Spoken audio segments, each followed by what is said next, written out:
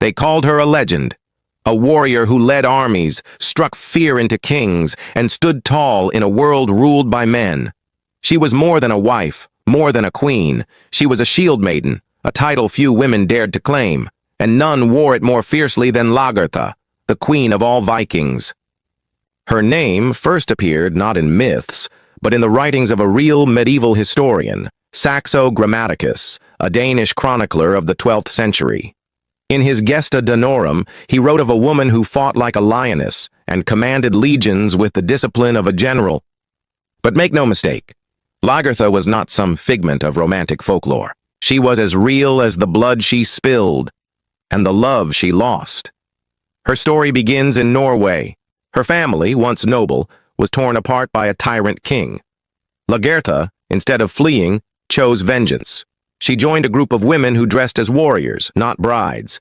They took up arms, swore loyalty to no man, and rode into battle against their oppressors. And there, amidst the chaos of war, Lagertha was born. But fate would not allow her to fight alone. She soon met Ragnar Lothbrok, one of the most legendary Viking warriors in all of Norse history. Ragnar, seeking revenge of his own, was drawn to Lagertha's courage. The two stood shoulder to shoulder in battle. Their bond was forged not in candlelight, but in the fury of war. They fell in love, not in a tale of courtship, but in the heat of blood and glory. They married. They had kids, including a son who became famous, Bjorn Ironside. But their love would not last. As Ragnar rose in power, he cast Lagertha aside, divorcing her to marry a noblewoman for political advantage. It was a betrayal that would crush most, but not Lagertha. She returned to her homeland. There she reclaimed her own destiny. When her new husband tried to control her, she killed him and seized his lands. Yes, she killed her own husband, and became Queen of Hedeby, ruling not through inheritance, but through sheer force of will.